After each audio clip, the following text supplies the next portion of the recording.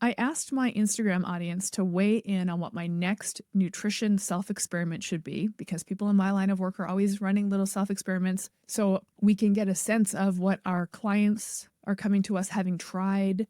I put 4 options up on the poll. Number 1 was mail order Wegovy. Now, I have tried Ozempic before, but I thought I should try Wegovy and do it through one of these mail order services where they just send it to you.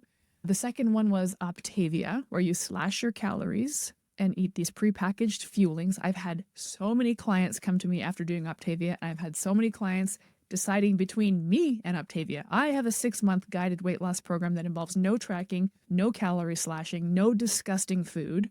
And they're deciding between that, my program, and Octavia, which is low-calorie, prepackaged fuelings that are mailed to you. And it's really a push-pull for people because Octavia gives you fast results. Of course it does. It's like an 800 to 1,000 calorie crash diet. Very much no longevity to that program, but it happens quickly. My program is the opposite. It's all about longevity. It's all about sustainable fat loss, not dramatic in the moment fat loss. So I wanted to try that.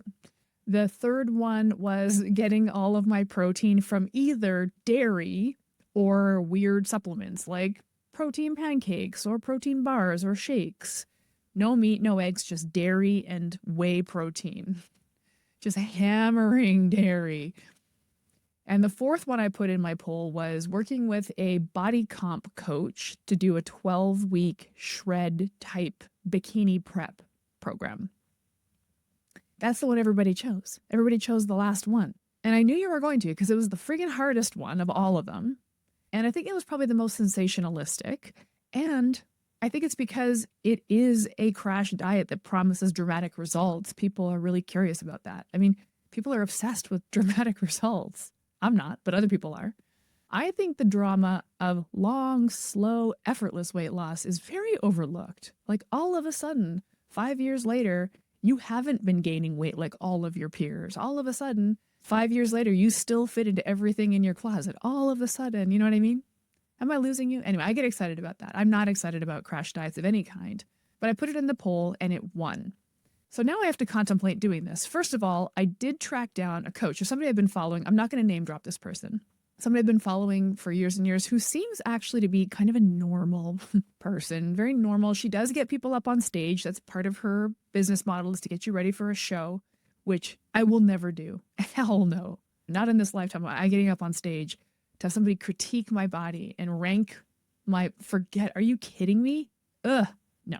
So I wasn't going to do that, but she does offer kind of a more Gen Pop seasonal shred program. And she's really cute. She's got a great attitude. I like her.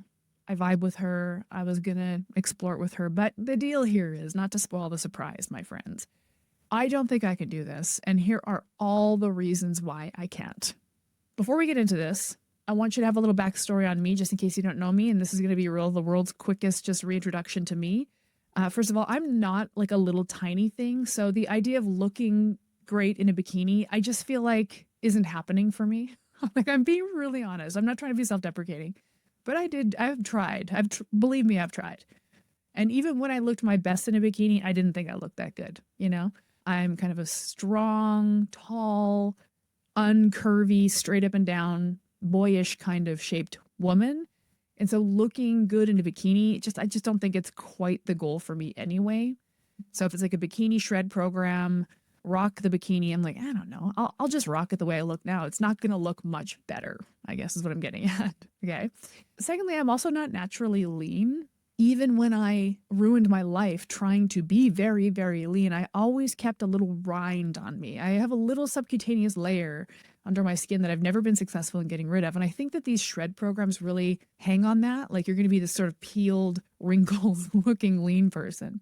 I've just never really had success with that. I think I'm about as lean in real life as I could be. I mean, that's not true. I definitely have some body fat I could lose, but I would never probably be like a super shredded person. I just never was. Another thing you need to know about me is that I am staunchly opposed to restriction and dieting and shredding and temporary crash diets, because I'm nearly 50 years old and women my age have been doing this for our whole lives. And it's like, we're done. We're not doing this anymore. Sorry for yelling, but like, God, we have like 4 more decades of life. Are we gonna keep doing this? So like, It's not even for women like me. It's not for women who were like me, who were born in the 70s, Gen X women to do this. It's insane to even contemplate it. Like, I don't think it's for us gals, just on a psycho-spiritual level. Okay. The thing to know about me is I have a very bad attitude and a totally closed mind, which will not be reopened, just so we're clear, about food tracking. And trust me, a lot of Instagram commenters have tried to get me to change my mind. Folks, nobody on Instagram is having their mind changed, okay? Like, we all have our flags in the ground. Can you imagine somebody changing their mind? Please. I am absolutely closed-minded to the idea of food tracking. It's ridiculous. It's a hard no for me. Okay, so for all those reasons and more, many more, which I'm about to share with you, this isn't a great one for me. But here are all the reasons that came up on my pros and cons list, which I did do. I contemplated this. I didn't shut it down outright. I said, well, let's be decisional about this. So I made a pros and cons list, and it was all cons, not one upside. You're probably thinking, well, being lean and, shredded and looking better in a bikini is an upside. No, it's a downside. And I'm going to tell you why. Let's get through my list here, my friends. It's a long one, so I'm going to just keep it pretty high level and would love to know what you think, if any of this rings true for you, because not only do I think a 12-week bikini shred program is a terrible idea for me, I actually think it's a terrible idea for you as well. The first con on my list of cons, 0 pros, is before pictures.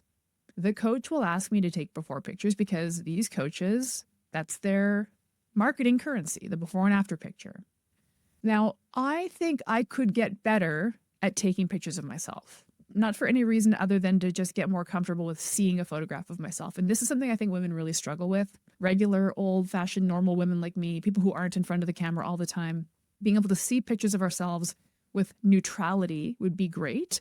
And I think the way we do that is by simply taking more pictures of ourselves. I don't take a lot of pictures of my whole body. I'll do a selfie here and there because I have to for my job, because I work on Instagram. I'm in front of a Zoom camera quite often, shoulders up. I look in the mirror when I'm getting dressed. But, when we're looking in the mirror, we're kind of unconsciously posing ourselves so we look good. But to see a picture of your whole body head on is a way you never really look at yourself. And I don't look at myself that way either. And I suspect that the very first part of this 12-week bikini shred would be take before pictures. And I don't want to, but I would like to get better at that. So this is one thing that I think I could really improve on. But you know what? I don't need to join a 12-week shred to get better at taking pictures of myself. I could just start taking a picture of myself every single day and just look at it. Not post it anywhere. Oh my God, no.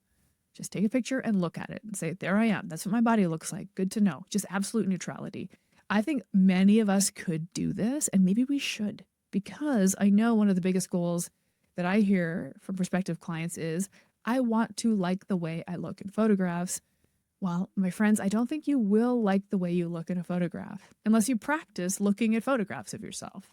And then maybe you'll achieve a sense of neutrality, like, yep, there I am. That's probably the best we can hope for. So I'm not quite there yet. And the idea of taking a before picture just grosses me out, actually. I don't want to do it, but the coach would want me to do it because the entire purpose of the 12-week bikini shred is to look amazing after. So that means you got to start with a before pic that looks gross.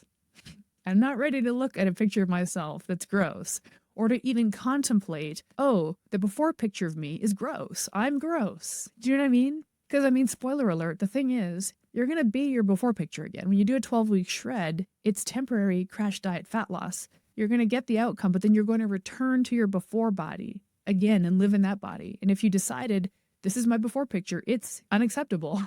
That's a little bit of a weird mental health play, which I'm definitely going to talk about more as we go. Which brings me to the second thing on my list here, progress pictures. So taking pictures along the way. The idea of taking pics of a minuscule change from week to week, posing in my bikini or my underwear in front of the closet with my arms out in front, is distressing to me. I simply don't want to live my life tracking the minuscule transient changes in the shape of my body and the transient feelings I have about it, depending on what my brain is deciding that image means from day to day. And I see women doing this. They'll post, here's my picture from last week, here's my picture from this week, and I'm squinting and I'm zooming in. I'm like, I don't know what the difference is. Are you happy about this progress? Are you not? Should I give you a thumbs up? Should I give you a heart emoji? What am I supposed to do here? Why did you post that? I don't know how you're supposed to feel about it. I don't know how I'm supposed to feel about it. I know that the body does what the body does, but the mind is a wild card. And so every single day you can look at a picture of yourself and say, this is great or this is terrible. And that's a mental roller coaster I don't wish to be on. The progress pics would for sure exacerbate that for me. And I know that fat loss isn't linear. Hello. So the week to week progress pics will simply illuminate the times when it doesn't seem to be working, which is frustrating for people. Like in my weight loss program, if something's not working, it's like, well, just kind of keep persisting and wait. And then a week or so goes by and they're like, oh, I think it's working again. We're going by how it feels, not by how it looks. If I have to measure the progress of this by how it looks, I'm going to find it to be a very frustrating, distressing experience. But the thing is, it's all about looks. These types of fat loss programs are 100% about looks. I'm sure people do feel better as well. They feel good in that moment when they book the bikini photo shoot and get the spray tan. And they're like, I looked good for 5 minutes. So that probably feels really nice. But everything about taking progress pics feels terrible to me. Like absolutely astonishing, like pearl clutchingly bad. So just so we're clear, if I were to do this, I would opt out of taking the progress pics. So the coach probably wouldn't work with me. It's just like how I opt out of getting weighed at the doctor's office. Like, no, I'm good. You don't need to know my weight. I'm obviously very healthy. Unless you're prescribing medications to me, which I'm not on any, I don't see any reason to know my weight. Similarly, I don't see any reason for the 12-week bikini shred coach to know what I look like in my underwear, although the bikini shred coach would probably disagree with me. She would say, that's my whole job, is for you to look better in your underwear, in your bikini. So we would have a little butting of heads there. Next thing on my list of reasons why I cannot do this is measuring food. Yeah. So no surprise, I never want to do this ever again as long as I live, and I will not. I will not measure my food again for as long as I live.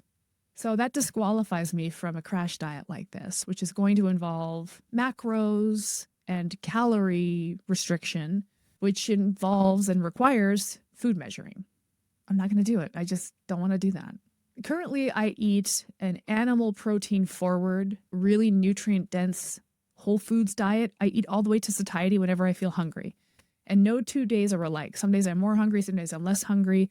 Some days I train harder, some days I don't. I am maintaining a 40-pound weight loss for 15 years. I'm going through menopause and not gaining fat. It's working. It's working and it feels great. I never have to measure my food and it's absolutely liberating and I can't recommend it enough. I like the way I eat. I love the way I eat. I don't want to change the way I eat. I actually think that doing this shred program could throw away 15 years of work I've done on my relationship with food and my relationship with nourishing myself and all my metabolic health that I've earned through feeding myself adequately and listening to my body's appetite signals. Because a healthy appetite is a sign of a healthy metabolism, and I'm picking up and answering my body's appetite signals like a pro. I think applying the necessary restriction that this 12-week shred program would require of me would run the risk of ruining all that for me. The love of food and body that I get to feel right now. And then I'll just be another woman worrying about food. I don't want to be that. I don't want you to be that. I don't want us to be women worrying about food. I don't want to do it. I could do it. It's not rocket science. A lot stupider people than me have measured their food on a scale, but I don't want to do it. Next on my list is, how will hunger show up for me? How is that going to be? Because right now, I have a really amazing relationship with hunger. I don't experience hunger unless it's time to replenish my nutrient needs. And then I have a mellow hunger signal, which I answer. So this is an unknown to me. Every coach who does this kind of fat loss phase type of programming is proud to tell you, like, hey, just so you know, when you're in a fat loss phase, it's completely normal to feel low-grade hungry all the time. Pardon me? That sounds terrible. Feeling low-grade hungry all the time is not part of my fat loss program. Answering and solving hunger when it shows up and then getting on with your life is how I have managed to lose and maintain weight loss. This flies in the face of the feeling and relationship with food that I've cultivated in myself and my clients over the last 15 years. When you feel hungry, it's time to eat. When you're on a 12-week bikini shred program, when you feel hungry, congratulations, stay hungry. You're doing it right. Just use willpower. That's all. Consistency is often a word that folks use, which is crazy to me. I literally follow somebody who just did a bikini shred photo shoot prep diet thing. got to the end of the shred, is leaner than she's ever been in her life. And she said, see, people, this is what consistency gets you. And it's like, you just crash dieted for 16 weeks. How is that consistency? I think our definition of consistency is really different. I consistently answer my hunger to satiety. I've been doing that consistently for 15 years and it's been working. To now restrict and sort of ratchet my calories and adjust my macros to get a certain amount of body recomposition, that's inconsistent.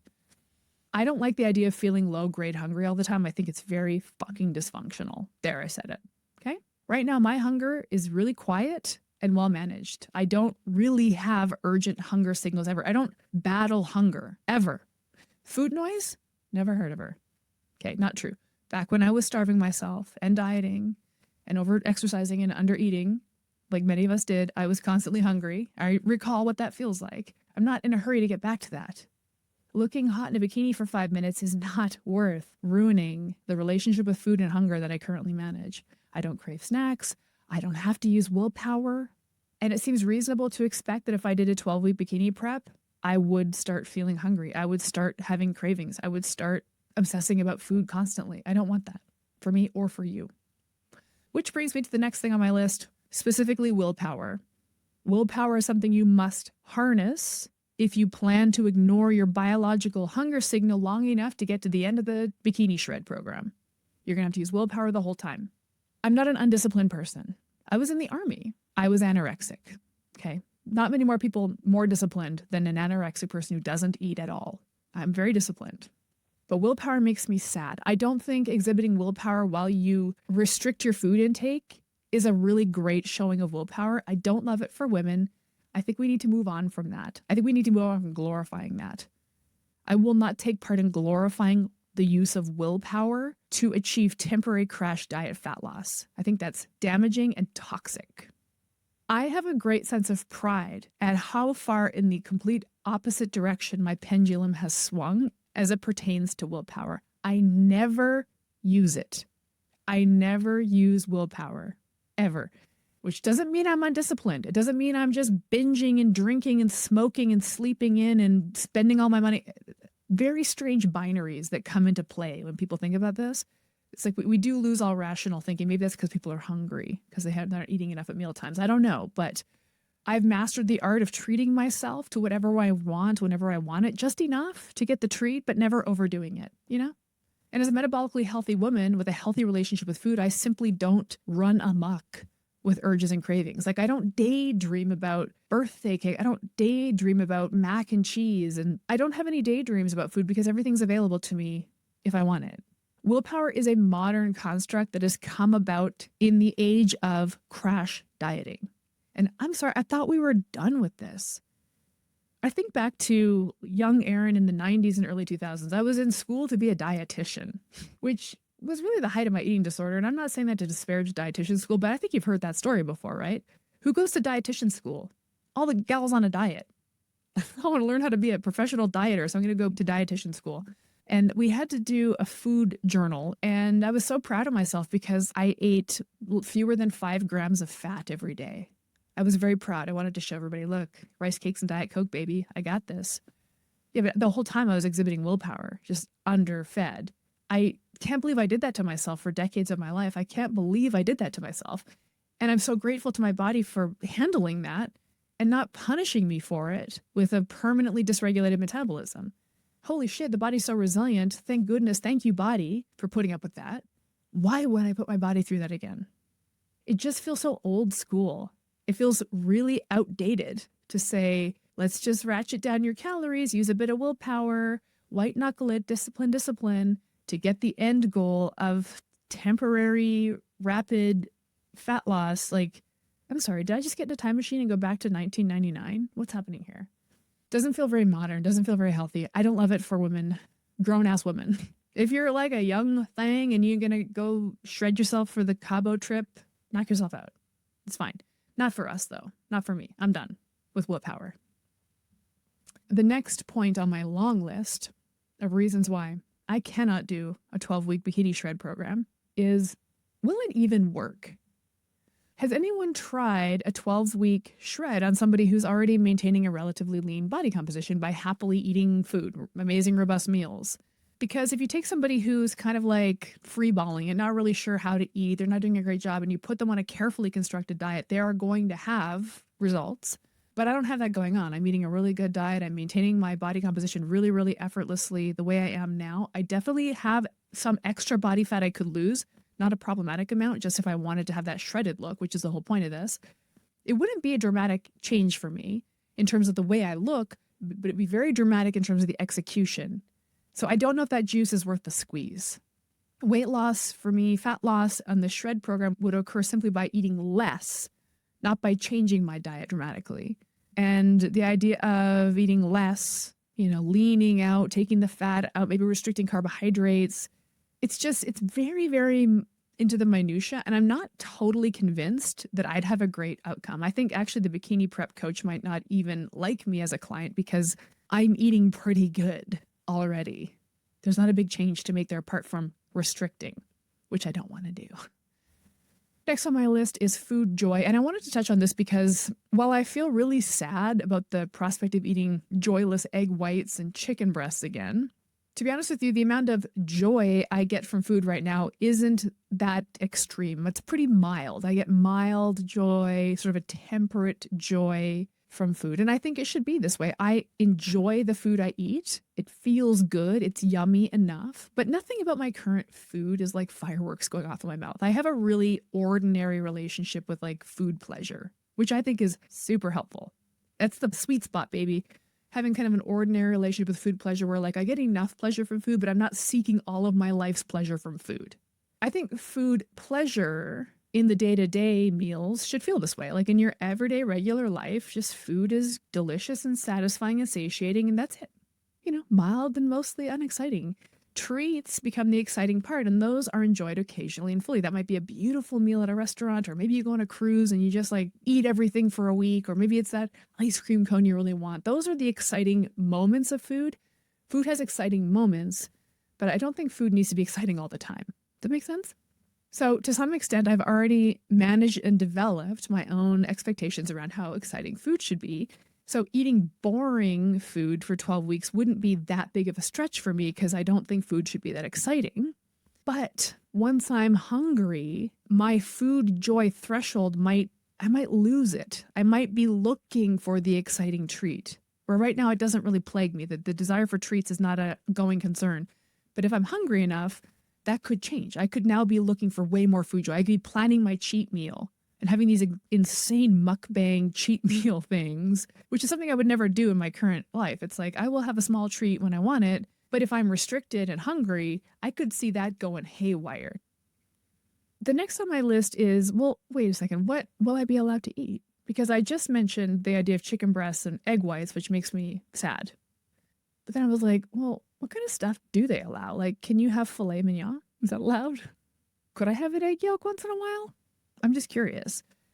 Like, I'm sure I'll have to eat a lot of cottage cheese and yogurt and whey protein. But like, what am I going to be not allowed to eat? I don't eat a ton of major carbs. So, eliminating bread and pasta is not going to be a big deal for me. I'm thinking that probably fat will come down. So probably then I guess I can't have filet, or maybe I can. Probably not ribeyes, but I don't know. Sirloin, is that okay? Like, I'm just very confused as to like what will be allowed in my diet. I don't even remember what it's like. I mean, when I did low fat in the 90s, I ate rice cakes and Diet Coke. So I don't really know how the modern girlies are doing it. But I think fat would be the lever to pull in terms of restricting my calories and fuel macros down enough to get some kind of body composition change. Right now, my sources of fat in my diet are egg yolks, beef, pork, avocados, butter, olive oil, fish. I mean, that's kind of it. Are all those things off the list? Because that's a giant part of my diet. In fact, I don't know what's left if those things come out of my diet. I don't think it would kill me to live without these things for 12 weeks, but I sure would not look forward to my meals. That's for darn sure. Next on my list, at risk of being redundant, is the after pics. Okay, so I didn't want to do before pics. I didn't want to do progress pics, and I really don't want to do an after pic, even though the after pic is the prize at the end of the challenge, right? The mental toll, the long tail mental toll of that after pic is what I'm most worried about. And frankly, the after pic is why I cannot and will not do this challenge. I feel absolutely confident that this would trigger eating disorder relapse for me. And if anyone out there is thinking, well, that's exactly why you should do it. You should get right with your after pics. Shut up. Shut up. That's all. Shut up. Okay. Let me say more about this. And I want to offer a small pause here as a trigger warning for anybody else who needs to quickly turn this podcast off and go do something else in case you too are triggered by this topic. Okay. So take a moment, come back in 90 seconds and I'll be done. Okay. Since I'm starting off relatively lean and feeling okay about my body, if this 12-week program does in fact work for me, which I'm not even sure it would, then I'll likely have visible abs and sculpty looking muscles, and my stomach will be perfectly flat, and my legs will be shredded, and my waist will be tiny. Not really, I have a thick waist, but my ribs and sternum and collarbones will be more prominent. My clothes will hang off of me. And I will remember how badly I always wanted to look this way and what I did to look this way in my youth. And the scary part of my brain will come back to life and want that again. The parts I've been trying to heal for 15 years will rise up and I'll be done. And I can't afford to be skinny at this stage of my life. If I see myself skinny, then I'll just want to be skinny. You don't heal from an eating disorder. I have very, very low confidence that I could get through a 12-week shred without undoing every single thing I've done for my physical, mental, emotional, metabolic, and spiritual healing and health over the last 15 years. The after picture is the literal prize at the end of this 12 weeks, and I don't want to see it. I don't want to see myself looking like that. The before and after contrast always brings me to the edge of tears, and not in a happy way. When I see anybody else posting their before and their after, I feel heart-wrenched for the woman in both pictures. The before woman who thought she needed to change in order to have a hope in hell of feeling worthy and beautiful and loving herself. I feel for her. And I feel for the after woman who is crossing her fingers and her toes and every possible appendage she can cross, hoping she can hang on to this fleeting body composition, and she won't be able to. Because for once she feels attractive and worthy and she thinks this is finally going to make her happy, but she's going to lose it because this outcome is literally temporary. It's simply for the purpose of the after picture. And maybe you book a spray tan and a photo shoot somewhere. Then you have those pictures haunting you. The one day of your life you looked like that before you started eating like a normal person again. I would rather look at 1,000 pasty, poorly lit, sad before pictures of me than even one after picture. So I go back to the very first thing I said. One thing I could do, one takeaway I did get from this, is I should just be taking more pictures of myself just to look at myself right now the way I am and just get really okay with how I look right now. But the last thing I need is an after picture. Now, I could skip the after picture, but isn't that the whole point of doing this?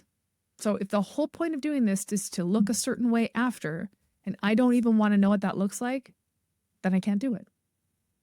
Next on my list is what happens afterward.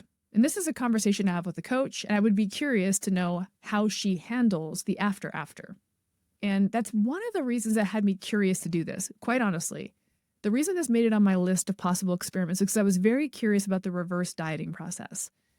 I want to know how these shred style coaches take people through the after. Are you just left on your own? Does your weight just rebound dramatically? Do you manage the expectations of the client that they are going to gain back body fat once they come out of the crash part of the diet? They're going to gain some back, if not all. How do we do this? And you know what, gang? No matter what kind of fat loss program you do, including mine, you should ask this question. What happens after we're done? Because maintenance and adherence are the two factors of fat loss that are most important. And adjacent to this point on my list is a question of how am I going to eat after? So if I go through 12 weeks eating chicken breasts and egg whites and zero fat, do I just go back to eating my beautiful satiating meals right after? Or do I have to taper back into that? Like tapering into answering my appetite cues feels very crazy to me because I love my appetite cues. They're a perfectly non-sinister signal from the body that we should all trust. That's a major benchmark of my program, is trusting your hunger signals, learning to listen and trust and respect and respond to them. But with a 12-week bikini shred, I would be ignoring my hunger signals. And then it's like Do I just go back to answering hunger now? Will I be able to? Will I trust my body? Will I have lost that trust? Most women that I work with have no trust in their hunger signals. One of the first things I get women to do is eat to satiety. And they're like, no, no, I'll get fat. You won't. But the fact that you think you will is highly problematic. Next on my list is a concern about trusting the math more than my body. So for the 12 weeks I'd be in the shred program, I would be devoted to the math and overriding my body's signals. I can't see that being a lingering concern for me. I've got 15 years of learning to trust my body's signals under my belt. I'm hoping that I wouldn't suddenly become obsessed with food math. I don't see that happening because, as I mentioned at the very beginning when I introduced myself, I'm so staunchly against the very concept of food tracking that I don't think I would get stuck in it. But I thought I should add it to the list. Like, after 12 weeks of measuring my food, will I forget that my body is a complex dynamic system and not a dumb calculator? I doubt it, but wanted to put it on the list just in case. Next on my list is, will I, from here on out, only think of myself attractive when I'm thinner? Because I feel generally good about how I look right now. Again, I'm not amazing in a swimsuit, but I'll wear one, no problem, without batting an eyelash. My clothes look great on me. But there's a lot of clothes out there at the mall that don't look good on me. But my clothes do. They all fit, they all look good. I got no complaints about my naked body. It's fine. And I have achieved this state of absolute contentedness with my body by learning to trust and feed it. And I have a very real worry that the long-term after effect of this process is that my sense of body peace is gone. And I'm just another woman hating her body. I don't want that for me. I don't want that for you. God, I really don't want it for any of us. And part of me wishes things like this would go away so we didn't have to just be fighting this forever and ever. Next on my list is that this coach would probably cheerlead me. And I'll feel celebrated for having become an exceptional version of myself. I'll feel very celebrated for having temporarily achieved the impossible. Next on my list is that looking amazing in a bikini is not important to me. And I don't want it to be important to me. I don't want this to feel important to me. So I don't want to give it any importance at all. And I really don't want you to either. I've mentioned this a few times on a few of these list items. I feel very sort of neutral, no big deal level of contentedness with the way my body looks. It is such a peaceful place to live your life. We've got other things to think about, other things to devote our mind share to than hotness. It's not important to me, and I don't want it to be at all. I don't want to give it any mind share. The final thing on my list, in no particular order, is I think you get tired of it. I see this all the time, and people who do these bikini prep protocols, and they're telling you, they're sharing very frankly their journey, and they're getting tired of it. They're like, I'm so sick of eating overnight oats. I'm so sick of eating this lame egg white protein pancake, but I'm committed to my goals. They're just living their life hating their food every day. And you have to pretend. You have to pretend to be a willpower warrior because, of course, we got to post this on Instagram. So heaven forbid you quit. Heaven forbid you say F it. You got to say, this sucks, but I'm going to do it anyway because I'm disciplined. And I just want you to all feel impressed by me. I am icked by that whole paradigm. Like, if I got tired of doing it, I would just stop. Ask me about my Whole30. I can get to day 2 if I'm lucky. As soon as they say no to cured meats, I'm out. You know what I mean? Like, what? I can't have prosciutto? Bye. I'm not good at glorifying willpower, and I don't want to be. And you kind of have to be. You kind of have to tell everybody, hey guys, I'm on week 7. The end is in sight. I haven't seen much progress on the scale this week, but that's okay. I'm still committed to my goals. My macros are on point, so I know it's going to work, and I trust my coach. So I'm just going to stick it out. Willpower warrior, peace. I would never. No. It's just no. That's just not me. Well, that's the end of my list. It was a long, scattered list. Only downsides to me to doing a 12-week bikini shred program. Not one upside. Not even looking good in a bikini. In fact, just to reiterate, that's the main reason I can't do this. If I slash and burn myself so I look good in a bikini for one moment of my life, that is going to plague my little disordered body dysmorphic brain from here on out. And I just solved that. I just finally got free of that. You know what I mean? I'm not in a hurry to get back to that. Sometimes I think that people who are really embroiled in this fat loss phase 12-week shred paradigm don't realize that the whole damn thing is deeply dysfunctional. Because I think you have to come out of it to be able to look back at it and say, whoa, That's so weird. That's so crazy that people actually do that. It's not normal. It's been very normalized. It's not a normal way of eating. It's not a normal way of engaging with your body or your image on a photograph. I just think it's damaging in every possible way, metabolically, emotionally, spiritually, psychologically. It's a no for me.